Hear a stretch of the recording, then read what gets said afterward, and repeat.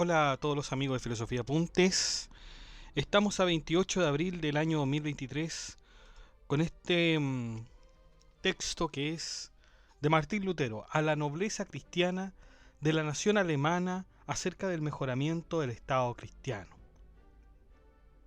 Hemos podido ver a lo largo de toda la obra de Martín Lutero sus escritos, que se vuelven tanto teológicos como políticos. Estamos en presencia de un texto esencialmente político, pero con una finalidad religiosa. Sus blancos son la Iglesia Católica Romana, pero no va en contra de los alemanes. Al contrario, podemos ver en la presente obra que Lutero es firme y patriota. El gran problema que Lutero se propone resolver es el político, pero también el económico, o más bien el problema que siempre ha considerado, que es la usura. Por lo tanto, en este texto, más que a un teólogo, más que a alguien que piense con respecto a cuestiones metafísicas y todo eso, vamos a ver realmente a un político, creo yo, a alguien sumamente pensador de su entorno y de su contexto. Así que sin más dilación, vamos allá.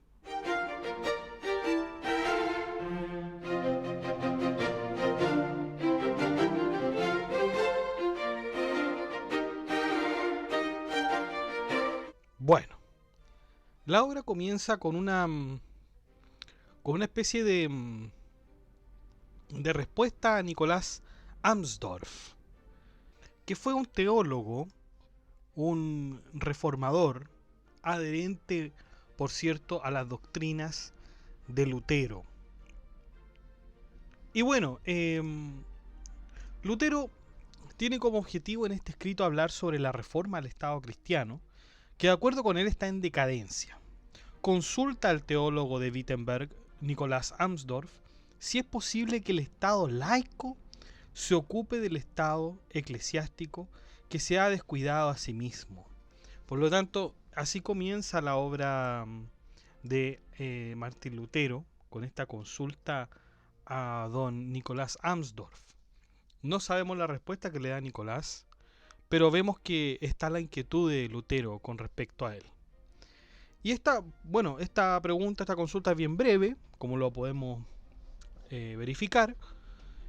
Y ahora viene una serie de recomendaciones, y no solamente recomendaciones, sino de una serie de informaciones con respecto a la situación actual de Alemania. ¿Y a quién le habla acá Lutero? Le habla a Carlos V, emperador del Sacro Imperio Romano Germánico, donde está, por cierto, Alemania ubicada, está dentro de él. De hecho, el Sacro Imperio Romano Germánico abarcaba lo que serían las actuales Alemania, Austria, Suiza, Liechtenstein, Bélgica, Países Bajos, Luxemburgo, República Checa y Eslovenia. También parte del este de Francia, el norte de Italia y el oeste de Polonia. Por lo tanto, era un gran territorio, ¿no? Bueno, Lutero le habla a Carlos V sobre la grave situación de los estados en toda Alemania. Le habla sobre el nuevo movimiento religioso que se está emprendiendo. Sin embargo, de todas maneras, Lutero es cauteloso. Recuerda las palabras que ha dicho y que no debe ufanarse de su propia fuerza e inteligencia. Dice que no hay una gran fuerza con él. Como dice el Salmo 33:16, ningún rey será salvo por su gran valor y ningún ejército por la mucha fuerza. Y claro, a partir de esto, Lutero, si bien reconoce que hay un movimiento que él es parte, de todas maneras tiene la precaución de este salmo, ¿no? Y fíjense el comentario que hace después, dice: por eso es que tantos papas han pisoteado a emperadores como Federico I, Federico II y Julio II. En todo caso han sido los papas y los romanistas los que han llevado a estos emperadores a la derrota. Ahora, ojo que los romanistas no son, bueno, esto quizás lo puede escuchar un estudiante de derecho, y en el derecho los romanistas son aquellos abogados expertos en el derecho romano. Aquí no, los romanistas son aquellos que adherían a la doctrina católica romana, son los eclesiásticos de Roma, por cierto. Y los romanistas defienden al Papa, por cierto, y lo defienden diciendo lo siguiente: el poder eclesiástico, en primer lugar, está por sobre el poder secular. En segundo, si uno quería censurarlos, recorriendo a las Sagradas Escrituras, decían que solo el Papa podía interpretarlas. Es decir, la defensa que tenían los romanistas es, bueno, las Sagradas Escrituras solamente las puede interpretar el Papa. En tercer lugar, solo el Papa podía realizar concilios. Esas son las tres defensas de los romanistas. De hecho, en esta última, cuando decían que solo el Papa puede realizar concilios, esto lo decían los romanistas cuando se les amenazaba con un concilio. Y bueno, ellos decían, no, solamente el Papa puede hacer concilios. Así se defendían los romanistas tras las murallas. Pero cuando se logró que se hiciera un concilio, estos lo invalidaron con anticipación. El quinto concilio lateranense. Los romanistas aterrorizaron a todos, reyes y papas, que si no estaban de acuerdo con la doctrina, estarían en contra de Dios. A estas argucias que los romanistas realizaban, Lutero las llamaba murallas. Y había una primer muralla. Se entiende y se establece por estado eclesiástico a las siguientes figuras. Esto es el estado eclesiástico, esta es la primera muralla que decían los romanistas. En primer lugar estaba el Papa, los obispos, los sacerdotes y los monjes. Ese es el estado eclesiástico. Y por otro lado, se llama estado secular a las siguientes figuras. En primer lugar al príncipe, en segundo a los señores, en tercero a los artesanos y en cuarto a los agricultores. Para Lutero, con respecto al estado eclesiástico, dice que aquello entendido y establecido anteriormente es una mentira. Es una mentira. Todo esto que dicen los romanistas, que el estado eclesiástico son el Papa, los obispos, los sacerdotes y los monjes, es una mentira. Lutero dice que todos los cristianos son el estado eclesiástico. De hecho, así había sido en la antigüedad. Los cristianos elegían dentro de los suyos quién sería obispo de su comunidad. Fue así como San Agustín de Hipona y San Ambrosio de Milán llegaron a ser obispos, cosa que hoy no es posible con el actual derecho canónico, dice Lutero. Martín Lutero nos dice que las figuras tanto seculares como eclesiásticas son todos cristianos, solo que se diferencian en las obras que desempeñan particularmente. Todos somos un cuerpo cuya cabeza es Cristo. Ahora bien, los romanistas y los personajes del actual estado eclesiástico dicen que el estado secular no debe estar por sobre el clero. Lutero hace la siguiente reflexión, él hace la siguiente pregunta: ¿acaso las manos no deben hacer nada cuando el ojo sangra gravemente? La autoridad del gobierno secular ha sido instituida por Dios para castigar a los malos y proteger a los buenos. El Estado secular tiene entera libertad para intervenir en los problemas que tenga el Estado eclesiástico sin mirar a la persona, aunque se trate, del Papa o sus obispos. Fíjense que esto también, de alguna manera, que el Estado, porque puede llamar la atención que el gobierno secular ha sido instituido por Dios. Esto puede recordarnos a una idea de San Agustín. Hemos visto ya que Lutero es un gran admirador y es un gran lector de San Agustín. Por lo tanto, a Martín Lutero hay que leerlo también con referencia a San Agustín, de manera importante, ¿no? Sobre todo en términos filosóficos con la obra de San Agustín que se llama Del espíritu y la letra, sobre todo en ese texto. Así que para entender a Lutero, yo diría que también es necesario leer a San Agustín. Perfecto. ¿Y por qué relacionamos el gobierno secular que ha sido instituido por Dios? ¿Por qué lo relacionamos con San Agustín? Porque San Agustín tenía la doctrina, o más bien la teoría, del orden. La teoría del orden consistía básicamente en que todo estaba controlado por Dios. O sea, por supuesto que está todo controlado por Dios. Si Dios es el ser supremo y gobierna este mundo, entonces gobierna todo lo que pasa aquí en este mundo. Entonces, si se instala un gobierno secular, es porque Dios ha dado la oportunidad para que éste se constituya, ¿no? En consecuencia, este orden lo ha dado Dios, lo ha dado Dios. Y cuando el Estado eclesiástico tiene algún problema, o tiene está lleno de corrupción, digamos, bueno, entonces no tiene nada de malo que el gobierno secular, porque el gobierno secular no es ateo, ¿no es cierto? Es laico, pero como dijimos con la doctrina de San Agustín, sabemos que este gobierno puede entrar en ayuda del Estado eclesiástico sin ningún problema. ¿Mm? Entonces, si el Estado eclesiástico tiene problemas, no hay ningún problema en que el Estado laico lo vaya en su ayuda. Pero esto es lo que no quieren los romanistas. No quieren los romanistas ver esto. Porque en realidad los romanistas no ven ningún problema en el Estado eclesiástico. Por eso no aceptan la ayuda del Estado laico. Vamos con la segunda muralla. Esa fue la primera. La segunda muralla, de acuerdo con Lutero, es inútil e inservible. Los teólogos respaldan en todo al Papa, afirmando incluso que el Papa no puede errar. Solo él puede interpretar correctamente o puede aprobar una interpretación. El pretexto que arguyen es que a San Pedro se le ha dado la llave del poder. Pero la verdad es que esta se la dio a la comunidad. Se la dio a la comunidad. Y es así como dicen los versículos de Juan 17:9. Dice así: mas no ruego solamente por estos, sino también por los que han de creer en mí por la palabra de ellos. Por lo demás, Lutero dice que los buenos cristianos también deben ser contados entre la comunidad y no solo el Papa, pues de esta forma tendríamos que decir creo en el Papa de Roma y no creo en una iglesia cristiana.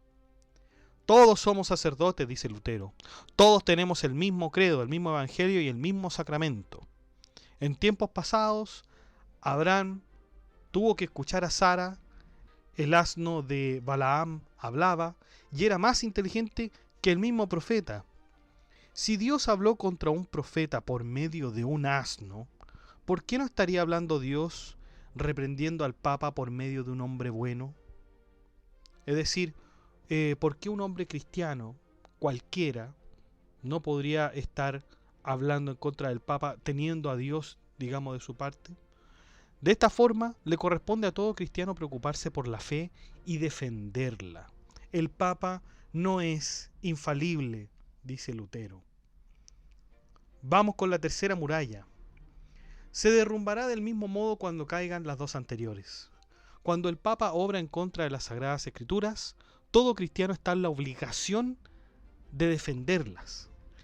Y así lo dice en palabras el mismo Cristo en el Mateo 18:15.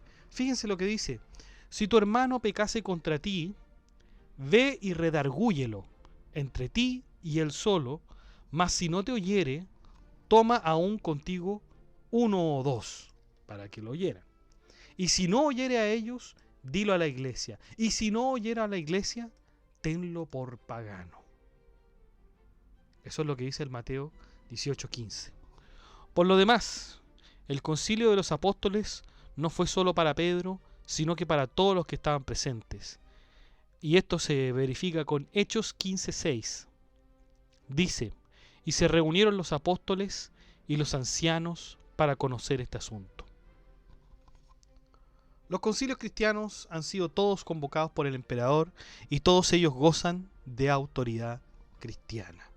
Por lo tanto, ahí están las tres murallas contra, tres murallas que son realmente los impedimentos que ponen siempre los romanistas y que Lutero llama a derribarlas, ¿no?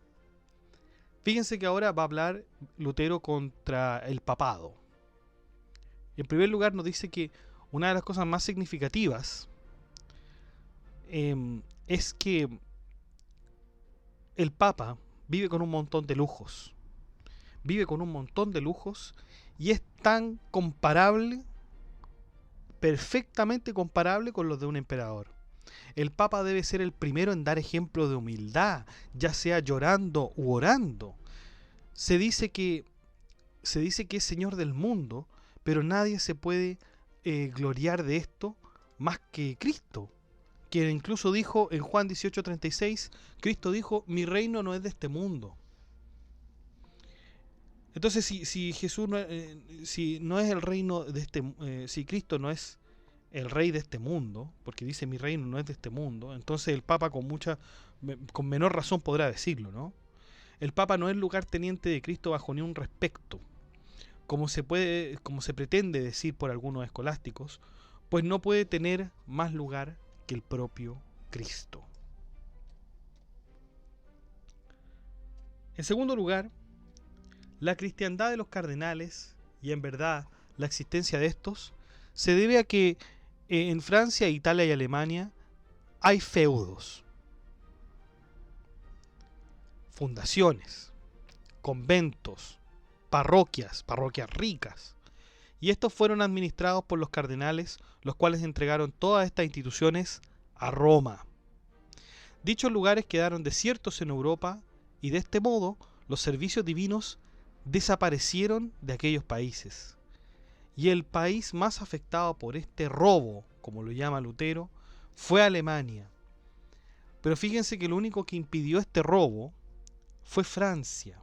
Lo impidió y lo rechazó. Pero ¿cómo es posible que haya sido Francia y Alemania no haya podido hacer nada? Dice Lutero. El monopolio de todo esto lo tenía Roma. Todo lo que se reunía en las parroquias, conventos, feudos de Alemania, Italia y Francia, se lo llevaba a Roma, por medio de impuestos, por medio de los eclesiásticos, etc. Esto lo reclama Lutero y lo etiqueta, lo habla como si fuera un robo. En tercer lugar, la burocracia de Roma es tal que el precio que se le debe pagar a la iglesia es enorme. Alemania le paga más a la iglesia que al propio emperador. En efecto, el dinero que se pedía por parte del Papa era para atacar a los turcos y a los infieles, para, digamos, sustentar las cruzadas y proteger a la cristiandad, según la Iglesia Católica Romana, y también las indulgencias, ¿no? A través de las indulgencias se supone que se construían edificios que tenían fines cristianos, ¿no? Bueno, esas son las críticas que tenía Lutero al papado, entre otras. Ahí vamos a ir viendo cómo se va desarrollando. Y este punto que llega Lutero es interesante porque poco hemos hablado en este blog de filosofía sobre problemas económicos. Ya vamos a hablar sobre problemas económicos en la escuela de Salamanca. Vamos a ver ciertos filósofos que hablan sobre la economía y explican cuál es su filosofía. Es muy interesante, muy interesante. Lo vamos a ver, por cierto. Pero ¿qué dice Lutero con respecto a los problemas económicos? Lutero nombra el problema de las anatas. ¿Qué son las anatas? Eran un antiguo impuesto eclesiástico que consistía en la renta o fruto de cualquier empleo o beneficio en el primer año de su posesión. Entonces, claro, las anatas eran un impuesto aplicado de la siguiente forma. Imagínense que hay un cargo o un empleo, etc. Una persona trabajaba un año y en ese año este impuesto eclesiástico, que consistía en la renta o frutos correspondiente al año de posesión de cualquier beneficio de empleo, fíjense, correspondía a la mitad de ese ingreso. Entonces, claro, usted trabajaba como empleado y la nata, que era este impuesto, le quitaba la mitad de lo que usted obtenía como ingreso. Aunque algunos dicen que, bueno, la nata no siempre correspondía a la mitad de lo que se produce en un año, o porque podía hacerse por medio de títulos o por honorífico de algunos empleos y otras cosas. Entonces no siempre fue así. Pero la verdad es que para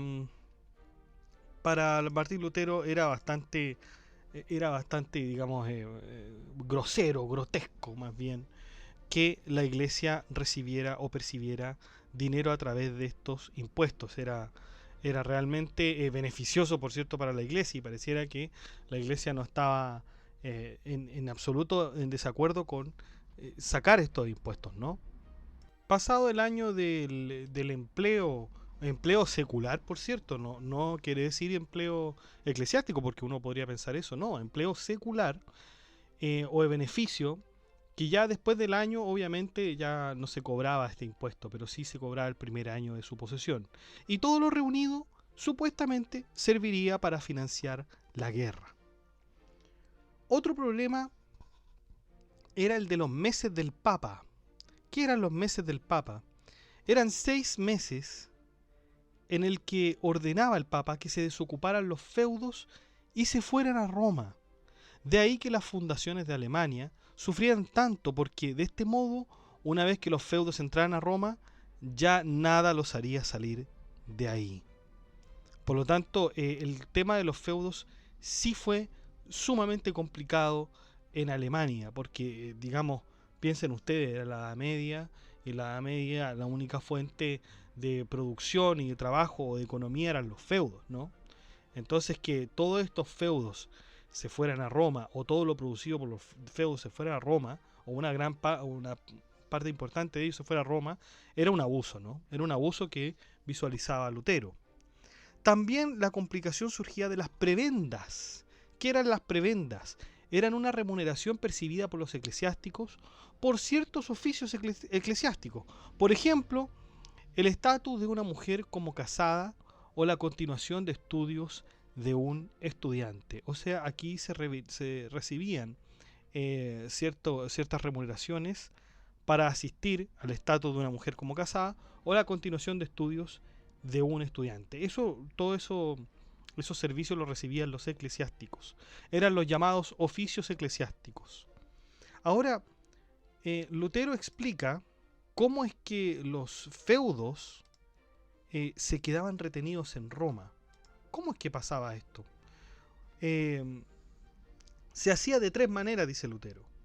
Si alguien con prebenda muere en Roma o en camino a ella, dicha prebenda pertenecerá a la silla de Roma, que Lutero la nombraba como la silla rapaz. En segundo lugar, los familiares del Papa o de los cardenales tienen un feudo o lo reciben, o están en posesión de un feudo, etc. Esta entonces pasa al servicio del Papa o del cardenal. O sea, los familiares del Papa o de los cardenales tienen un feudo, o lo reciben o están en posesión, bueno, están al mismo tiempo al servicio del Papa o del cardenal. En tercer lugar, los pleitos por un feudo en Roma, en el cual también se conseguían prebendas. Es uno de los métodos más comunes, pues muchas personas sacaban pleitos de nada y se quedaban con los feudos por medio de estos. Claro, los pleitos, ¿a qué se refiere? A los asuntos a judicializar o litigar con respecto a los feudos. Y así era, bueno, como los romanos robaban de alguna manera los feudos en los países que estaban en alianza con Roma también. Sin embargo, su acción no se acota solo a las prebendas, sino que también a los feudos que ya estaban ocupados. Claro, porque Lutero menciona ciertos fenómenos que ocurrían, como por ejemplo que a los enfermos y ancianos se les da un coadjutor para que ayude a estas personas a administrar el patrimonio, pero resulta que estos coadjutores se aprovechaban de estas personas enfermas y en realidad administraban ellos el patrimonio. En segundo lugar, también existía la encomienda en los conventos, que consistía básicamente en enviar a un encargado del Papa a administrar los conventos con la sola orden de tenerlo en su poder. no de edificarlo, conservarlo o hacer arreglos, para nada, solamente con la orden de tenerlo en su posesión. En tercer lugar estaban los feudos llamados incompatibilia, que según el derecho canónico no pueden pertenecer a dos parroquias o dos obispados.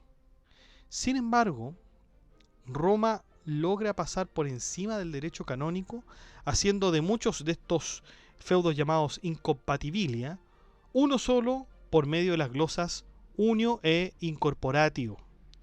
Claro, pensemos esto en términos actuales. Hay una persona que tiene dos empresas. Imaginemos que hay una prohibición de que una persona pueda tener dos empresas. Entonces, ¿qué hace?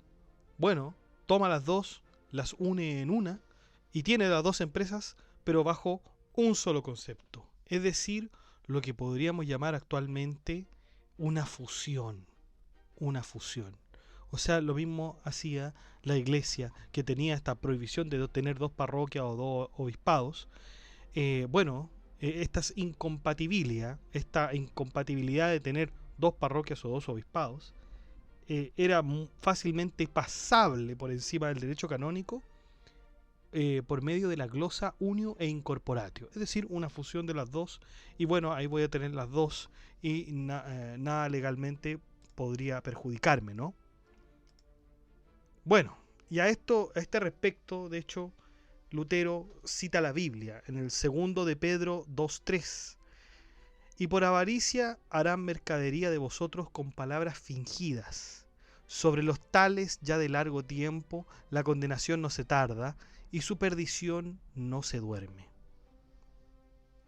Finalmente, Lutero hace algunas recomendaciones que el poder secular y el Papa también deben considerar.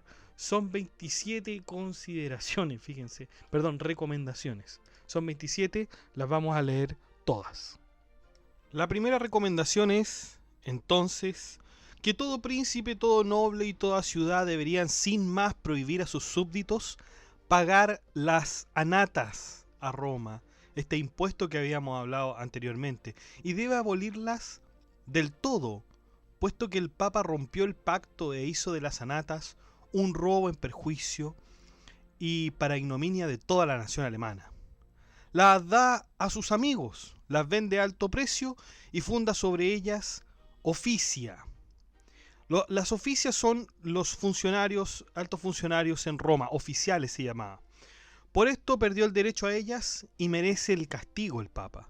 Luego el poder secular está obligado a defender a los inocentes e impedir la injusticia, como enseña Pablo y San Pedro, y hasta el derecho canónico también, en sus cuestiones sexta y séptima de Filis. De ello resulta que se dice al Papa a los suyos, tú ora, es decir, ora tú al emperador y a los suyos. Tú protege, es decir, protege tú y al hombre común. Tú labora, es decir, trabaja tú.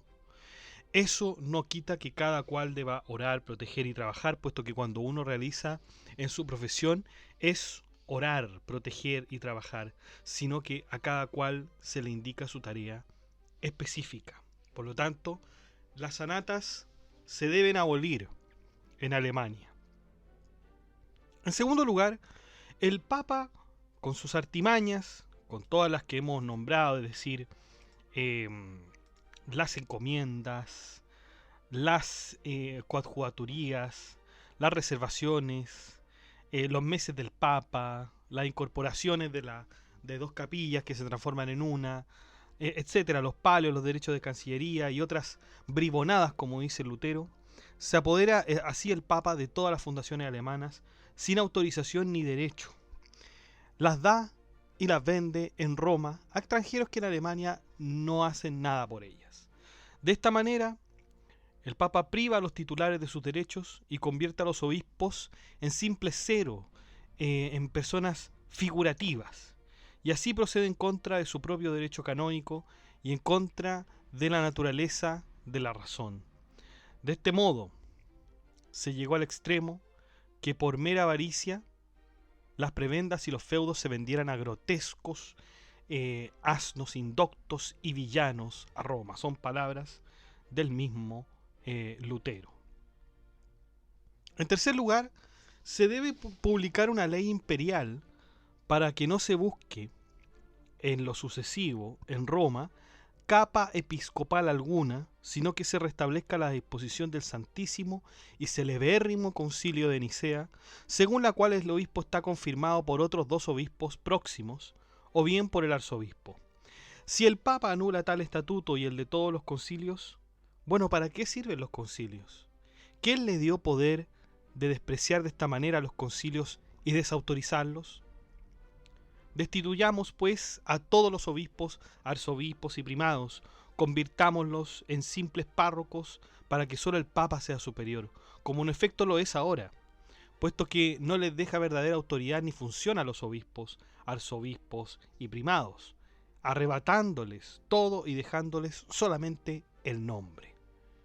Llega al extremo el Papa de sustraer los conventos, los abades y prelados del poder regular de los obispos. De ese modo, la cristiandad es privada de todo orden. De ello ha de resultar lo que ha sucedido, la remisión de las penas, la libertad para hacer el mal en todo el mundo, de modo que todos podemos llamar al Papa Homo Peccati. Homo Peccati. ¿A quién hay que atribuir la culpa de que no haya disciplina, castigo, régimen, ni orden en la cristiandad? Al Papa. Al Papa hay que, se le atribuye toda esa culpa. Más para que no se queje de quedar privado de su autoridad, deberá disponerse lo siguiente. Si los primados o arzobispos no pudieran arreglar un asunto o entre ellos se suscitaran pleitos, la causa se va a presentar al Papa, pero no una bagatela cualquiera, porque así sucedía en tiempos anteriores y así lo dispuso el memorabilísimo Concilio de Nicea. Lo demás debe arreglarse sin la intervención del Papa para que su santidad no sea molestado por estas nimiedades, sino que pueda atender la oración como de ello se ensalza. Claro, esto tiene mucho que ver con lo que habíamos visto sobre los pleitos en los feudos, ¿no? Cuando se realizaban pleitos sobre la propiedad de los feudos y se llevaban en estos casos al Papa, el Papa ya para no dilatar mucho el asunto, obviamente los romanos se quedaban con el feudo. En cuarto lugar, se ha de disponer que ningún asunto secular se transfiera a Roma, sino que todos permanezcan en el poder secular, como ellos mismos lo establecen en el derecho canónico, pero no lo observan. El cargo del Papa debe consistir en ser el más docto en las Escrituras, y no nominal, es decir, no solamente de nombre, sino verdaderamente el más santo, en gobernar los asuntos relacionados con la fe y con la vida santa de los cristianos, en estimular a los primados y a los arzobispos, obrando con ellos en ese sentido, como enseña el mismo Pablo.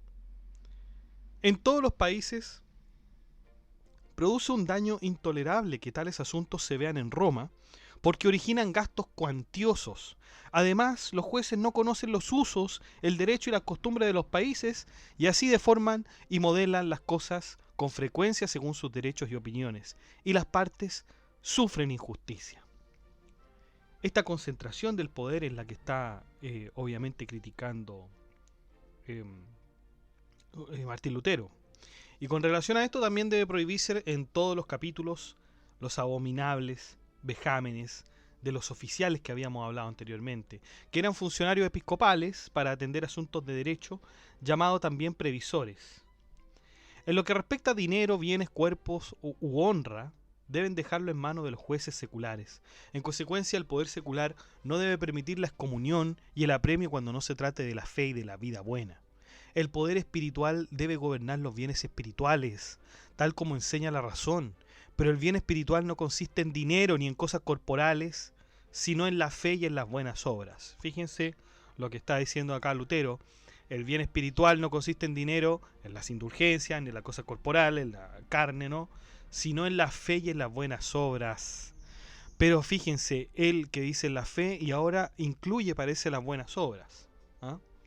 Sin embargo, puede admitirse que los asuntos relacionados con feudos o prebendas se traten ante obispos, arzobispos o primados.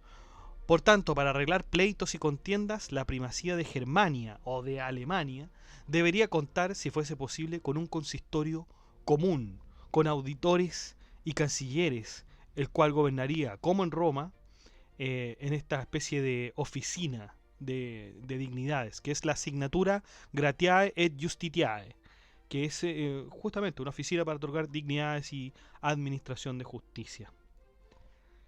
A este consistorio deberían llevarse los asuntos ordenadamente por apelación y ante él deberían ser resueltos, dice Martín Lutero. ¿Se fijan cómo Martín Lutero trata de separar las funciones que tiene incorporada y que tiene integrada la Iglesia Católica? Y le dice, no, esto se debe ocupar el poder secular, no el poder eclesiástico.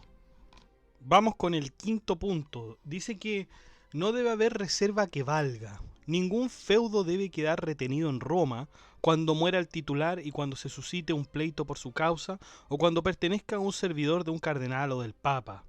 Hay que prohibir severamente e impedir que un cortesano inicie un pleito acerca de un feudo, cita a los buenos sacerdotes, los atribule con tretas procesales y los impulse a aceptar algún arreglo, ¿no? Si por esta causa llegara de Roma una excomunión o una coerción eclesiástica, habría que desestimarla, lo mismo que si un ladrón excomulgara a alguien por no dejarlo robar. Hasta deberían ser castigados severamente por estar abusando de manera tan escandalosa de la excomunión y del nombre de Dios con el fin de facilitar su latrocinio. Quieren impulsarnos a tolerar y a alabar semejante blasfemia contra el nombre divino y tal abuso de la potestad cristiana, y ante Dios hacernos partícipes de su maldad. Estamos obligados ante Dios a oponernos, como San Pablo los reprende, no solo porque hacen tales cosas, sino también porque consienten y permiten que semejantes cosas se hagan. Pero es intolerable la engañosa reservatio pectoralis, por la cual tan escandalosa y públicamente se colma la cristiandad de ignominia y escarnio, puesto que el sumo sacerdote procede con mentiras notorias, a causa de los malditos bienes, engaña desvergonzadamente a todos. En sexto lugar, debe abolirse los casus reservati. ¿Qué son los casus reservati o casos reservados? Son los cuales no solo se despoja de mucho dinero a la gente, sino que los furiosos tiranos enredan y confunden muchas pobres conciencias para insufrible menoscabo de su fe en Dios. Se trata de una figura eclesiástica en este caso, en el cual hay casos reservados de pecados, de absolución de pecados. Es decir, se reserva la absolución de un pecado. Esos son los casos reservados. Esta práctica, en todo caso, recién termina en 1983. Bueno, ¿y qué era lo que no daba óbice a esto? Ante todo, se trataba de los casos ridículos cuya importancia se exagera mediante la bula Coena Domini, que era leída los jueves santos en las iglesias y que obviamente anatemizaba a los enemigos de la iglesia. Bueno, se debe terminar con los casus reservati. En séptimo lugar, la silla romana debe suprimir los oficia y disminuir el hormiguero y enjambre de empleados en Roma, a fin de que el Papa pueda mantener a sus servidores en su propio peculio y para que su corte no supere a la de todos los reyes en boato y gastos. Semejante exceso no solo jamás fue útil para los asuntos de la fe cristiana, sino que también estorbó a los papas en el estudio y en la oración. De esta manera, estos mismos ya no saben qué decir sobre la fe. Lo evidenciaron groseramente en este último concilio romano, que fue el quinto concilio lateranense. Allí, entre muchos artículos puériles y superficiales, se estableció también que el alma humana es inmortal y que un sacerdote está obligado a rezar su oración por lo menos una vez por mes, si no quiere perder un feudo. Estos hombres no pueden juzgar los asuntos de la cristiandad y de la fe, puesto que están empedernidos y enceguecidos por su gran avaricia, su riqueza y su fausto mundano. Ahora establecen en primer lugar que el alma es inmortal, lo que es una vergüenza para la cristiandad que traten la fe tan ignominiosamente en Roma. Si tuvieran menos riquezas y boato, podrían estudiar y orar mejor. De este modo se volverían dignos y hábiles para tratar de los asuntos de la fe, Y así fue en términos anteriores, cuando eran obispos y no se arrogaban ser reyes de todos los reyes. Ujú. En octavo lugar, deben abrogarse, es decir, abolirse, los graves y horribles juramentos que el Papa obliga a prestar a los obispos sin derecho alguno. Punto número 9. El Papa no debe tener ningún poder sobre el emperador, salvo que lo unja y lo corone en el altar como un obispo corona a un rey. De ninguna manera debe admitirse en adelante la diabólica arrogancia de que el emperador bese los pies al Papa, o se sienta a sus pies, o le tenga, como se dice, los estribos y la brida de la mula cuando el Papa la monta. Mucho menos aún debe jurar obediencia y fiel sumisión al Papa, como ellos desvergonzadamente se atreven a exigir como si tuviesen derecho a ello. No vale ni un bledo el capítulo Solitae, que es el capítulo Solitae, el que está en Decretalium Gregori 9, libro 1, título 4, capítulo 4, por el cual la potestad del Papa se eleva por encima del poder del emperador. Todos los que se basan en él o lo temen están equivocados, puesto que no hace más que forzar las santas palabras de Dios y apartarlas de su recto sentido de acuerdo con sus sueños propios, como el mismo Lutero lo había expuesto en latín, que es una obra que se llama Resolutio Lutheriana super propositiones suadécima terita de potestate, como lo vamos a ver más adelante en las obras de Lutero. Bueno, vamos al punto entonces 10. El Papa debe dejar de entrometerse ni pretender título alguno sobre el reino de Nápoles y Sicilia. Fíjense que los papas pretendían ejercer el dominio de estos dos territorios a partir ya del año 1060. Estábamos en el 1500 y en el 1060 todavía tenían pretensiones sobre estos dos territorios de Nápoles y Sicilia. Tiene tanto derecho a él como lo tengo yo. Sin embargo, pretende ser señor feudal sobre el mismo. Es un robo y una violencia como lo son casi todos los demás bienes que posee. Por esta razón el emperador no debe permitir que el Papa tenga tal feudo. Si esto hubiera sucedido, ya no debería consentirlo en adelante, sino en cambio indicarle la Biblia y el libro de oraciones para que deje que los señores seculares gobiernen al país y a la gente, máxime a aquellos que nadie le ha encomendado. El mismo criterio debería aplicarse también a Bolonia, Imola, Vicenza, Ravenna y a todo lo que el Papa ha ocupado por la violencia y posee sin derecho en la comarca de Ancona, en Romaña y en otras provincias de Italia.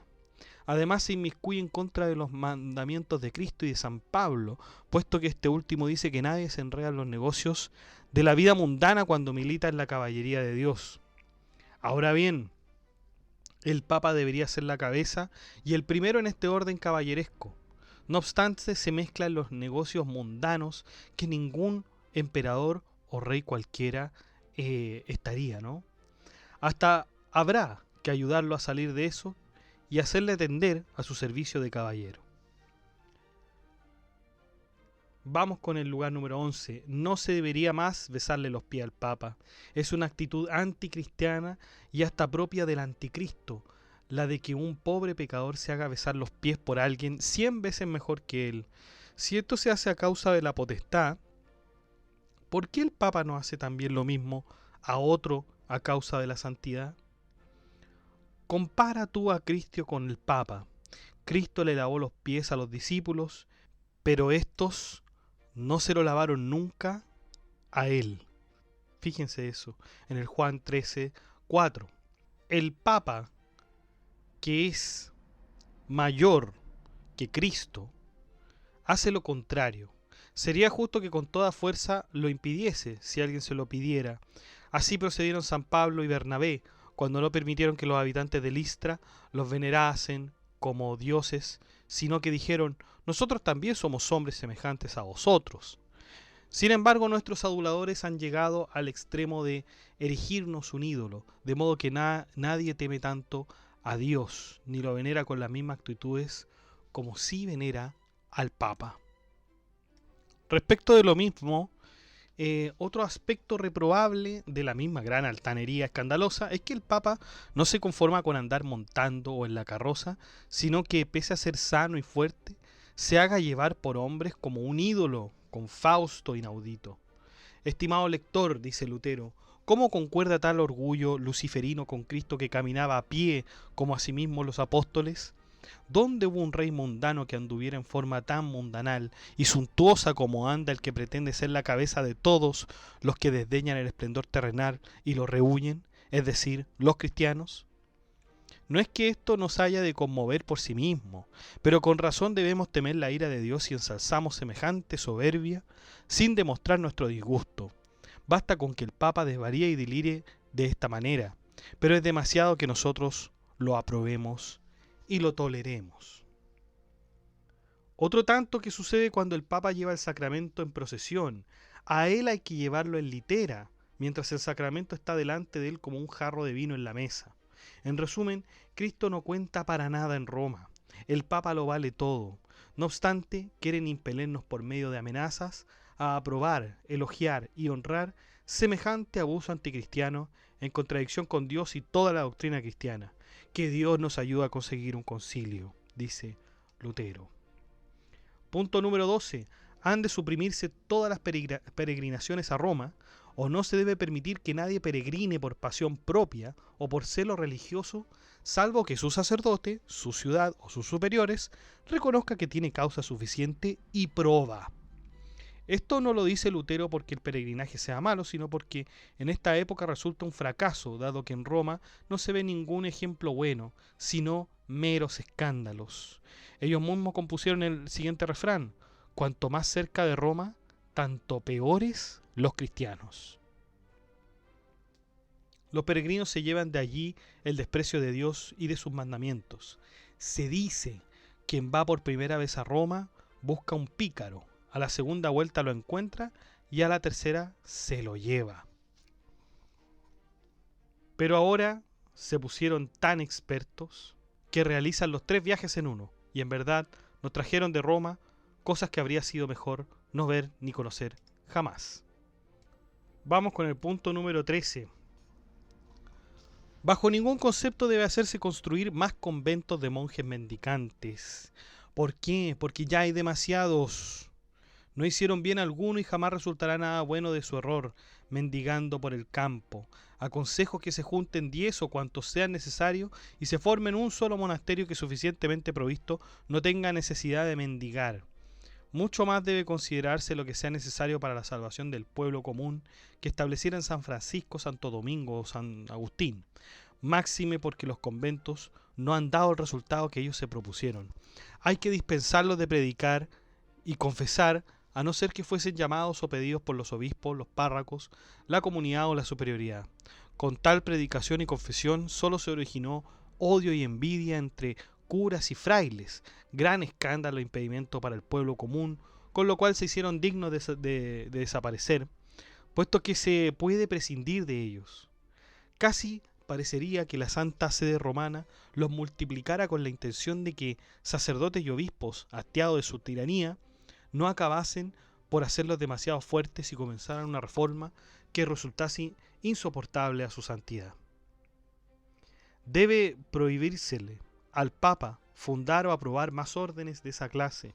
Incluso habría que ordenarle que suprima algunas o reduzca su número, ya que la fe en Cristo, que únicamente es el bien supremo y existe sin orden alguna, corre grave peligro, porque tantas y tan variadas obras y actividades fácilmente seducen a los hombres a vivir más bien confiados en tales obras y modos de vivir en lugar de cuidar la fe. Si en los conventos no hay prelados sabios que prediquen y practiquen más la fe que la regla de la orden, forzosamente ha de suceder que la orden resulte dañosa y seductora para las almas simples que se fijan solamente en las obras. Vamos con el punto número 14. Han decaído los sacerdotes. Muchos pobres curas están cargados de mujeres e hijos. Están apesadumbrados en su conciencia, mas nadie acude a ayudarlos, aunque bien sería posible hacerlo. El Papa y los obispos dejan andar las cosas como quieran y perderse lo que se pierda. Salvaré mi conciencia y abriré la boca con franqueza, dice Lutero, aunque le desagrade al Papa, al obispo o a quien quiera, y digo lo siguiente. Según la institución de Cristo y de los apóstoles, cada ciudad ha de tener un párroco, un obispo, como claramente lo señala Pablo. Ese párroco que va a estar asignado no estaría obligado a vivir sin esposa legítima, sino que podrá tenerla. Como el mismo San Pablo escribe, un obispo debe ser hombre irreprensible, marido de una mujer cuyos hijos sean obedientes y recatados. Para San Pablo, obispo y párroco eran una misma cosa, como lo prueba también San Jerónimo. De los obispos que ahora existen en las Escrituras, nada saben sino que fue dispuesto por común orden cristiano que uno gobierne a muchos párrocos. Por tanto, aprendamos claramente del apóstol cómo debe procederse en la cristiandad. Cada ciudad elige de entre la comunidad un ciudadano bueno y docto y le encomienda el cargo de párroco, sosteniéndolo por medio de la comunidad. Se le deja plena libertad para casarse o no. Este tiene a su lado varios sacerdotes o diáconos, a su vez casados o como quisiesen, para que le ayuden a gobernar a la muchedumbre y la comunidad con la predicación y los sacramentos, tal como se ha observado la costumbre en la iglesia griega. Más tarde, cuando hubo tanta persecución y lucha contra los herejes, muchos santos renunciaron voluntariamente al estado matrimonial para estudiar mejor y estar dispuestos a toda hora a morir y luchar. Vamos entonces ahora con el punto 15.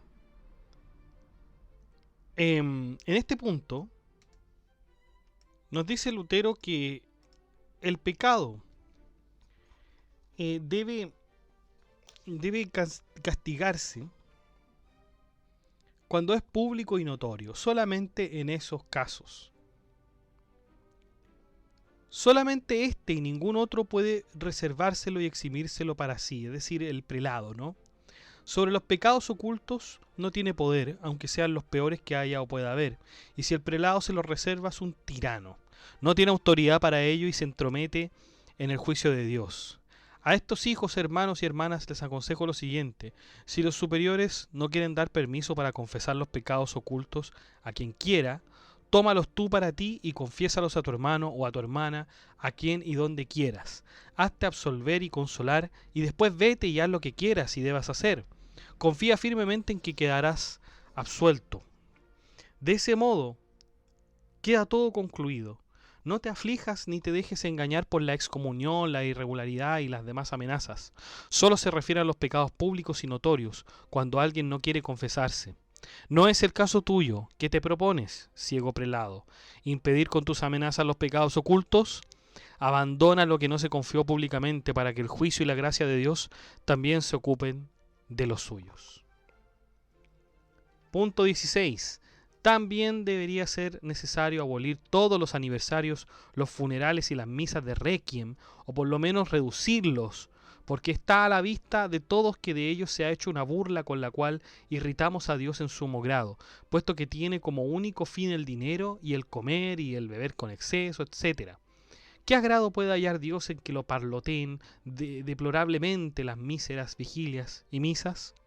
No se leen ni se rezan, y aunque se recen, no se realizan por Dios y de amor espontáneo, sino por el dinero y deuda obligada. Es solamente por aquello.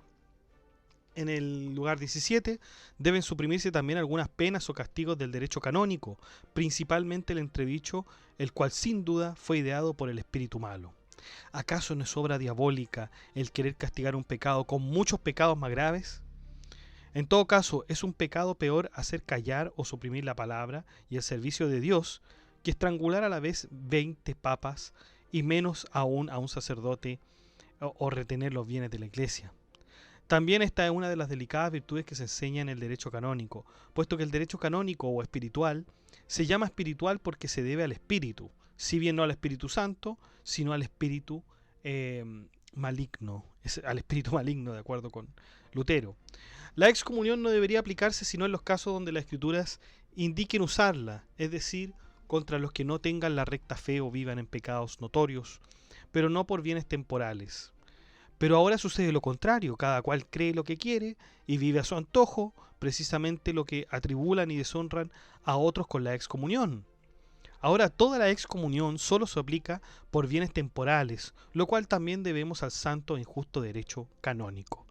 De eso traté anteriormente con más amplitud en otro tratado, dice Lutero, que es el Sermo de Virtue Excommunicationis de 1518, es decir, tratado sobre la eficacia de la excomunión.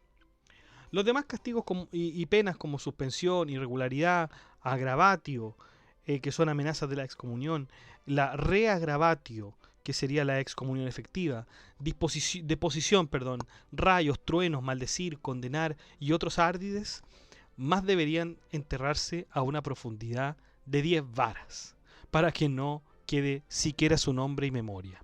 El espíritu malo que quedó libre por el derecho canónico trajo tan terrible plaga y miseria al reino celestial que de la santa cristiandad, y con ello solo causó la perdición e impedimento para las almas. Eso entonces en el punto 17. Vamos con el punto 18. Sería menester también abolir todas las fiestas, conservando solo el domingo. Pero si quisieran aguardar, además, las fiestas de Nuestra Señora y de los grandes santos, deberían ponerlas en un día domingo.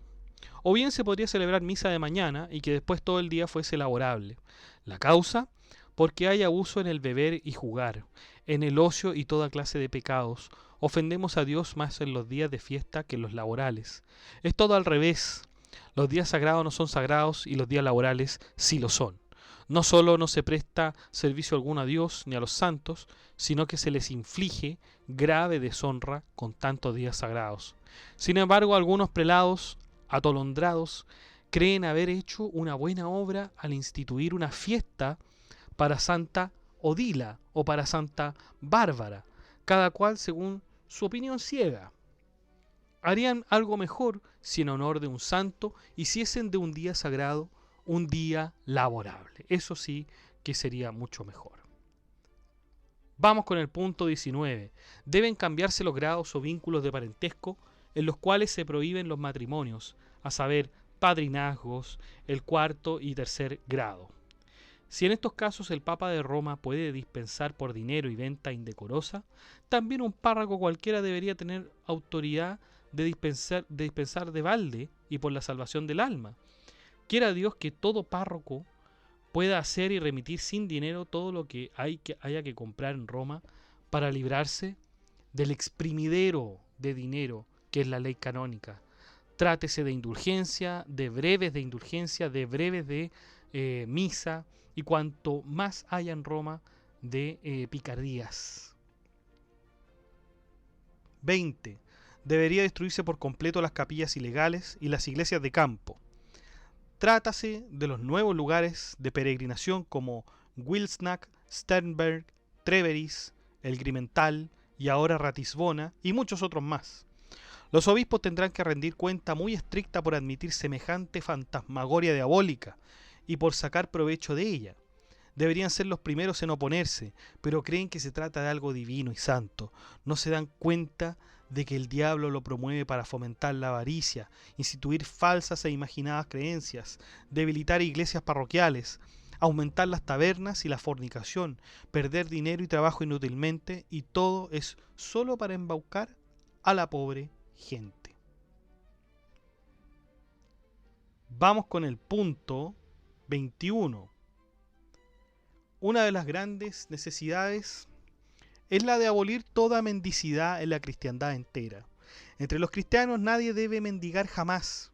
Sería fácil establecer un orden respecto a esto si lo encarásemos con energía y seriedad. Cada ciudad debería cuidar a sus pobres y no admitir pordioseros ajenos. Llámense estos como quieran, serán peregrinos u órdenes mendicantes. Cada pueblo podría alimentar a los suyos. Si fuese demasiado pequeño, podría exhortar a la gente de las aldeas vecinas para que contribuyesen, ya que de otra manera tienen que mantener bajo el nombre de pordioseros a toda clase de vagabundos y malos gestos. Así podría saberse también cuáles son pobres de veras y cuáles no lo son. Debe haber un administrador o tutor que conozca a todos los pobres e indique al consejo o al párroco lo que le hace falta, o cómo estos podrían organizarse de la mejor manera. Según mi opinión, dice Lutero, en ningún asunto hay tantas bribonadas y embustes como en el pordioseo. Sería fácil eliminarlos a todos. Aún así, la gente común sufre por semejante mendicidad libre y general. Según mis cálculos, las 5 o 6 órdenes mendicantes, es decir, franciscanos, dominicos, agustinos, eremitas, carmelitas, van anualmente más de 6 o 7 veces a cada población. A esto se agregan los mendigos comunes, los mensajes y los peregrinantes. Los mensajes hacen referencia a los estacionarios que por dinero vendían la protección de los santos contra algún mal, por ejemplo, contra la enfermedad, el incendio, etc. Se llega a la conclusión de que una ciudad debe pagar tributo 60 veces por un año, sin contar lo que se abona a la superioridad secular entre derechos, contribuciones y gabelas, y lo que roba la silla romana por su mercancía y lo que se gasta inútilmente. Para mí es uno de los grandes milagros de Dios, dice Lutero, que aún existamos y nos alimentemos. Fíjense la ironía. En segundo lugar, dice Lutero, existe también peligro de que las muchas misas instituidas en fundaciones y conventos no solo tengan escaso valor, sino que despierten gran ira en Dios. Por ello sería conveniente no organizar más, sino abolir muchas de las instituidas, sobre todo porque se ve que únicamente son consideradas como sacrificios y obras buenas. En verdad son sacramento lo mismo que el bautismo y la penitencia, que no son de utilidad sino para aquellos que lo reciben. Pero ahora se ha arraigado la costumbre de celebrar misas por vivos y por muertos, y todas las cosas se apoyan en ellas. Por esto se instituyen tantas y se les atribuye una importancia tan grande como vemos, pero quizás eso sea demasiado novedoso e inaudito todavía, sobre todo para quienes teman que con la abolición de tales misas se le arruine su oficio y se le quite el sostén. Pero por eso se debe postergar el hablar de este tema más explícitamente hasta que se establezca nuevamente el verdadero sentido de qué es y para qué sirve la misa. Por desgracia, hace muchos años que de ella se hizo un oficio para conseguir alimento temporal. Vamos con el punto 23. Las hermandades, las indulgencias, los breves de indulgencias, los breves de misa, las dispensaciones y cosas parecidas deben abolirse y exterminarse. Nada bueno hay en ello. Si el Papa puede dispensar en cuanto al comer mantequilla, a la asistencia de misa, etc., debería dar la misma autorización al párroco. No tiene potestad de quitársela. Me refiero también a las hermandades en las cuales se distribuyen indulgencias, misas y buenas obras. Amigo, dice Lutero, en el bautismo tú has iniciado una hermandad con Cristo, con todos los ángeles santos y cristianos de la tierra. Cultívala y cumple con ella. De ese modo tendrás suficientes hermandades. Deja a los demás aparentar como quieran. Vamos con el punto 24. Ha llegado el momento de ocuparse también seria y verazmente con el asunto de los bohemios y reconciliarlos con nosotros y nosotros con ellos, para que terminen de una vez por todas las terribles injurias, el odio y la envidia por ambos lados. Este pasaje, o esta más bien recomendación, que es la número 24, es sumamente importante y reveladora con respecto a Lutero, ¿no? A ver, ¿por qué Lutero estaría hablando de Bohemia? ¿Qué pasa en Bohemia? ¿Hay algún hombre importante en Bohemia? Claro que sí, claro que lo hay. Y ese hombre es Jan Hus, o Juan de Hasenitz. Es en el reino de Bohemia, que pertenecía también, bueno, podríamos decir que eso sería la República Checa de hoy, ¿no? Claro, es justamente Jan Hus, que había sido condenado por la iglesia y había sido quemado. Fue una situación bien parecida a la de Lutero. El tema es que a Jan Hus se le ofreció un salvoconducto después de decir lo que tenía que decir y en realidad no se lo dieron. Vamos a ver cuál es la opinión de Lutero, porque aquí dice Lutero: daré primero mi propia opinión según mi simpleza, con reserva del mejor criterio de cada cual. Dice: primero hemos de confesar por cierto la verdad, dejando de debatir y haciendo en cambio una concesión a los bohemios. Jan Hus y Jerónimo de Praga fueron quemados en Constanza, pese al salvoconducto y juramento papales, cristianos e imperiales. Y esto sucedió contra el mandamiento de Dios y causó gran amargura entre los bohemios. Deberían haber sido perfectos para soportar tal grave injusticia y semejante desobediencia a Dios por parte de los nuestros, pues no estaban obligados a aprobarla y tenerla por bien hecha. Hasta en nuestros días deberían dejar el cuerpo y la vida antes de admitir que es justo anular el salvoconducto imperial, papal y cristiano y proceder deslealmente en contra del mismo.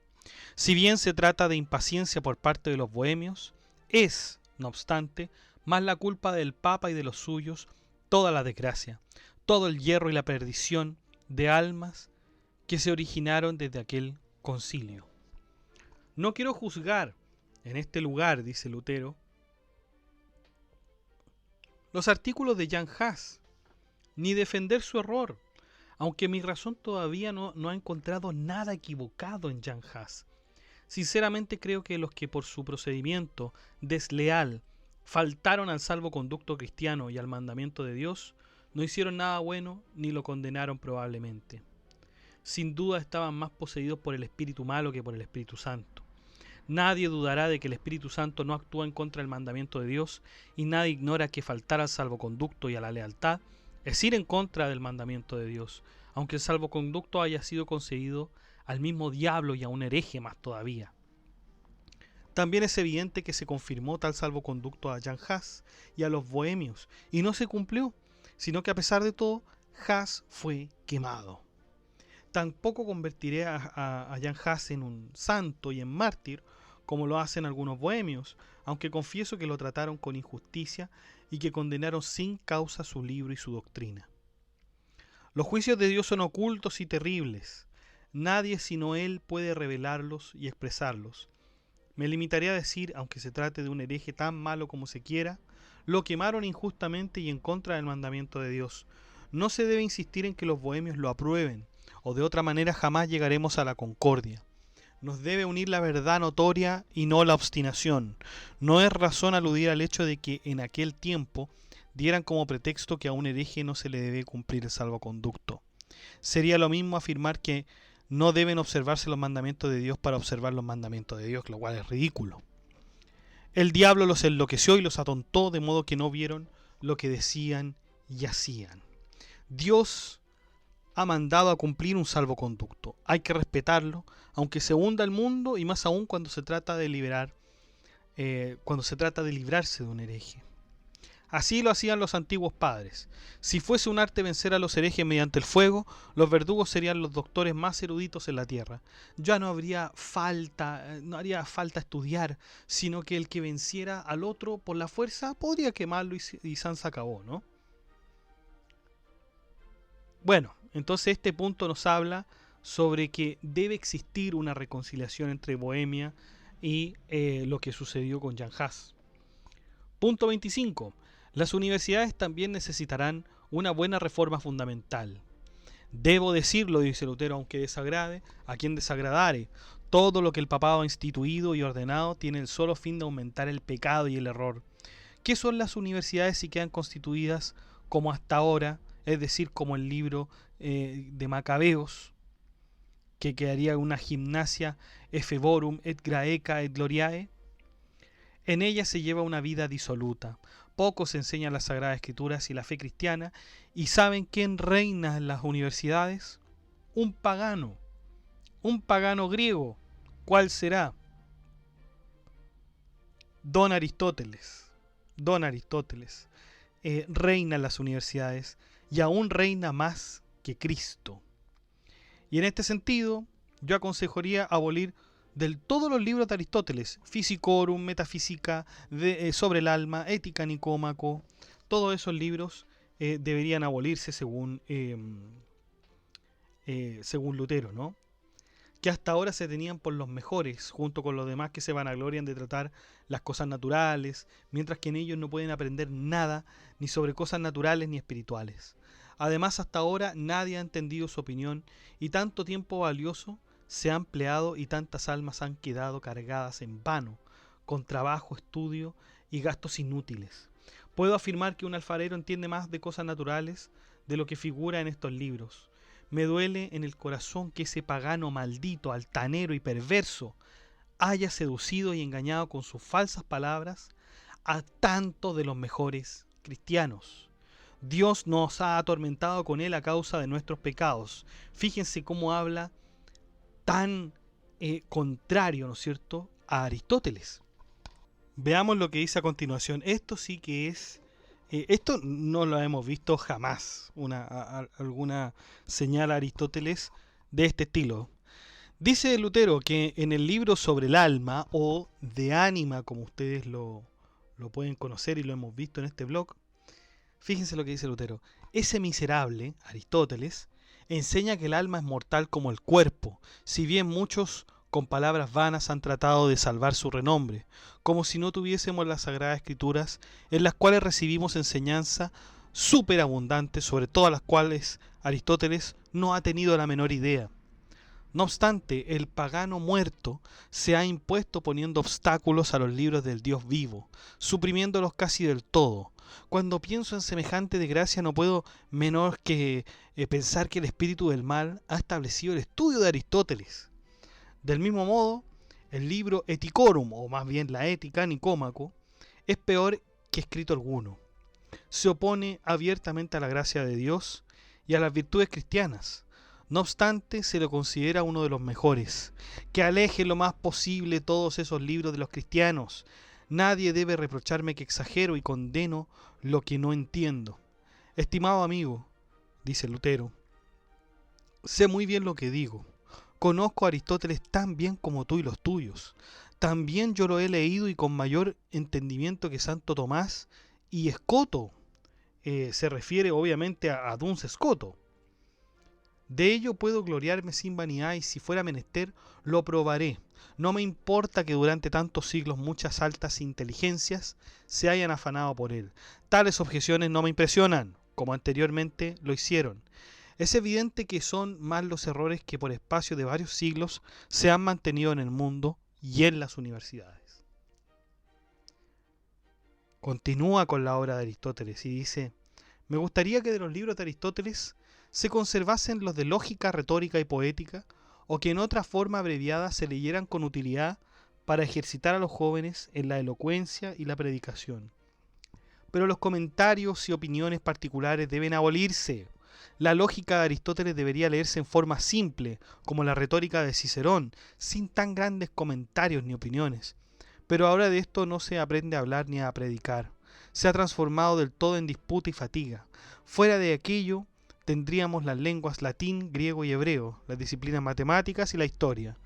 Pero dejo esto a personas más entendidas. Si se diera una reforma, así como verdaderamente se la anhela, con toda seriedad, debe enseñarse y prepararse aquí a la juventud cristiana y a nuestra gente más noble, en la cual reside la suerte futura de la cristiandad. Por tanto, creo que no puede realizarse obra más digna de un papa o de un emperador, sino una buena reforma de las universidades, ya que por otra parte no existe nada más diabólico y pernicioso que las universidades no reformadas. Bueno, como podemos ver, el punto más fuerte es este descargo contra Aristóteles. Ya sabemos y hemos visto por otros podcasts que la filosofía de Martín Lutero en cuanto a la ética, en cuanto a cómo debe ser el hombre, y la de Aristóteles son muy, muy, muy distintas. Ya lo podrán ver por estas acusaciones que hizo Lutero, ¿no?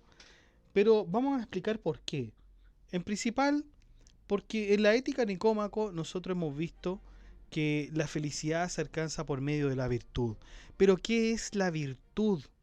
Dice Aristóteles. Bueno, la virtud se alcanza por medio del hábito. O sea, somos virtuosos en tanto nos acostumbramos a realizar acciones virtuosas, es decir, si vamos a ejercer el justo medio. Por ejemplo, ser valientes. La valentía es un punto intermedio entre la cobardía y la temeridad. Entonces el ser valiente requiere hábito. Y eso es lo que no le gusta a Lutero. El hábito son obras. Y claro, Lutero, recordemos que dice que el hombre está justificado por la fe principalmente. O sea, la fe es mucho más importante que las obras. Por eso dice Lutero que en Aristóteles no hay gracia, no existe la gracia, solamente existen las obras, al igual que todos los escolásticos, y todos ellos heredaron la filosofía de Aristóteles. Vamos con el punto 26. Sé bien que la gente de Roma pretextará y destacará con fuerza que el Papa ha recibido al Santo Imperio Romano del emperador griego y lo ha dado a los alemanes, que con semejante honor y beneficio el Papa ha merecido y obtenido con justicia la sumisión, la gratitud y todo lo bueno por parte de los alemanes. Quizás por ello se animen a desbaratar toda clase de planes para reformarlos y solo reparen en tal transferencia del Imperio Romano. Por esta razón, han perseguido y oprimido arbitraria y altivamente a tantos buenos emperadores, que es lamentable decirlo, y se hicieron superiores a todo poder secular y gobierno con idéntica habilidad en contra del Santo Evangelio. Por tanto, tengo que hablar también de esto, dice. Sin duda el verdadero imperio romano del cual hablaron los escritos de los profetas, quedó destruido hace mucho y terminó con Balaam, claramente predijo, vendrán los romanos y destruirán a los judíos y después perecerán ellos también. Y esto sucedió por medio de los godos. Más principalmente se inició el reino de los turcos hace unos 1000 años y con el tiempo se apartaron Asia y África. Después surgieron Francia, España y por último Venecia, no quedando en Roma nada del antiguo poder. Posteriormente el Papa comenzó a realizar el dominio de Roma por medio de ardides y argucias. Pero la recomendación de Lutero es que el imperio debe gobernarse con el temor a Dios. Esa es la única forma, dice Lutero, en que puede encarrilarse el gobierno de un país, por medio del temor a Dios y no por medio de la arrogancia y el fanatismo a personas que se supone que representan a Dios, como si fuera el Papa, por ejemplo. Y finalmente, el punto 27 es evitar las prácticas paganas.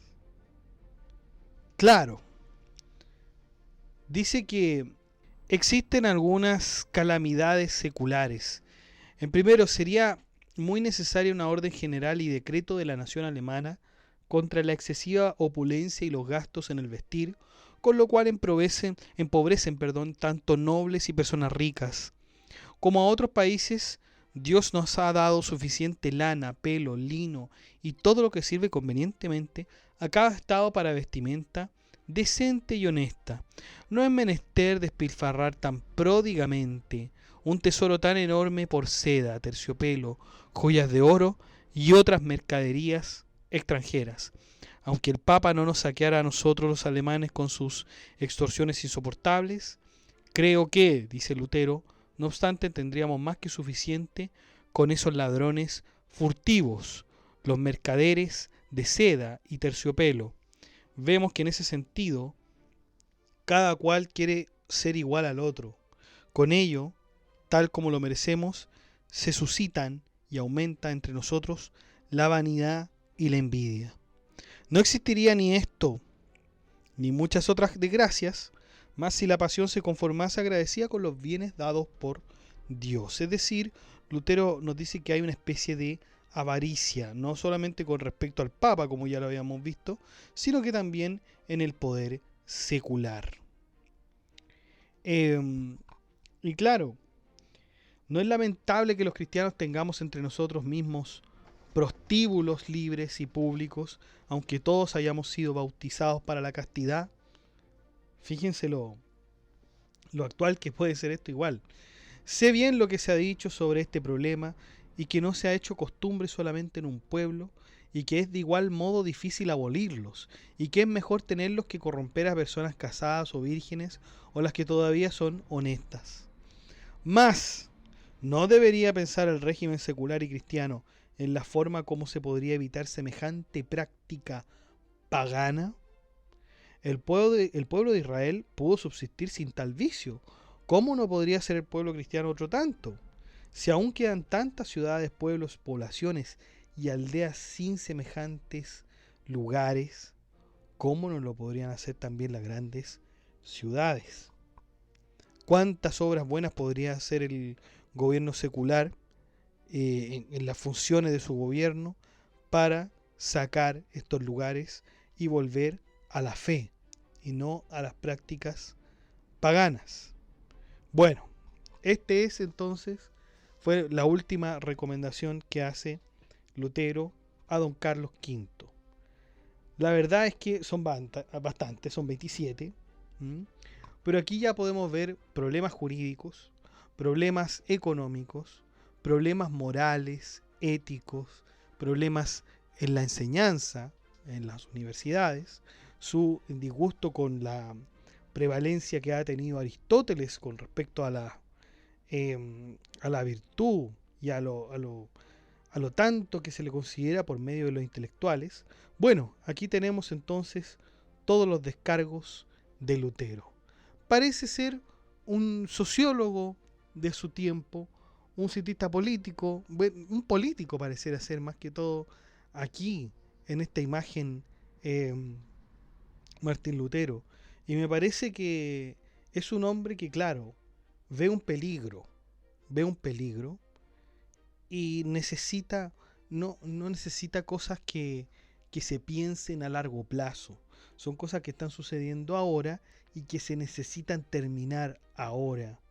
Hay un pánico que se crea, ¿no? Hay una práctica que ya no debería ya realizarse. Fíjense cómo habla en presente Martín Lutero y dice: deben abolirse las anatas, deben abolirse las misas, deben abolirse las fiestas, reducírselas, etcétera. Está pidiendo que algo se haga inmediatamente. Y bueno, esto ya podemos perfilar bastante cómo va a ser el sistema luterano. Fíjense cómo también critica toda la burocracia, vamos a decir, vamos a ocupar esa palabra, pero claro, la burocracia de tantos funcionarios en Roma, con tareas inútiles, como dice el mismo Lutero, y con un montón de pretextos para llevar feudos a Roma o para traer dinero. La crítica también un poco quizás priscilianista, me recuerda mucho a Prisciliano también cuando criticaba a los cristianos en esos tiempos, de que, bueno, en la iglesia de los tiempos de San Agustín, la iglesia tenía, digamos, opulencia, tenía riquezas, y claro, aquí Lutero está diciendo un poco lo mismo, diciendo cómo vivió Cristo. Vivió de la forma más humilde. ¿Cómo vive el Papa? No vive de la forma más humilde. Lo podemos apreciar. No hace falta que se haya a pensar mucho en cómo vive el Papa, los obispos, etc. ¿Ah? Un texto interesante, una visión de su tiempo, pero hago el énfasis nuevamente, sumamente político. Y a mí eso no es una crítica, por cierto, para nada. Me encanta que tenga esa visión, porque aquí de alguna forma se atreve a hablar más. ¿Ah? Cuando se es político parece que hay una especie de impulso, de motivación a hacer todas estas demandas. Claro, no hay una cuestión ya teórica, de libros, no es una pelea de intelectuales, aquí hay una cuestión práctica que está sucediendo, que no está solamente en los libros, sino que Lutero la está presenciando, la está observando. Y se necesita hacer algo contra esto. Se necesita hacer algo para que no siga sucediendo.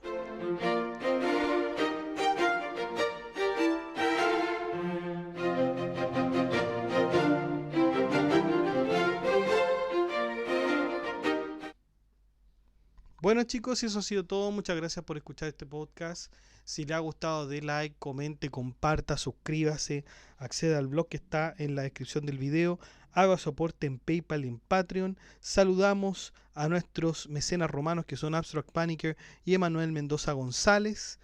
Un abrazo chicos, espero que hayan disfrutado este video y de verdad agradezco sus membresías, al igual que nuestro mecenas medieval, que es Gab Welther, que tiene una membresía mejorada, ¿no? Y que tiene el anticipo de videos. Un saludo también para ti, Gab Welther. Espero que estés disfrutando el contenido. Usted también puede ser mecenas en Filosofía Apuntes y colaborar con este proyecto educativo. En cada video hay un botón que dice unirse. Usted presiona ahí y van a aparecer por lo menos 4 membresías con distintos precios y ahí usted elige la que más le acomode. Si usted no pudiera colaborar con esa cantidad, bien podría entonces apretar el botón, en vez de unirse, abajo del video, en gracias. Hay un botón que dice gracias, usted lo presiona y ahí usted indica el monto con el cual quiere colaborar, ¿no? Muchas gracias, que estén bien, cuídense, chao.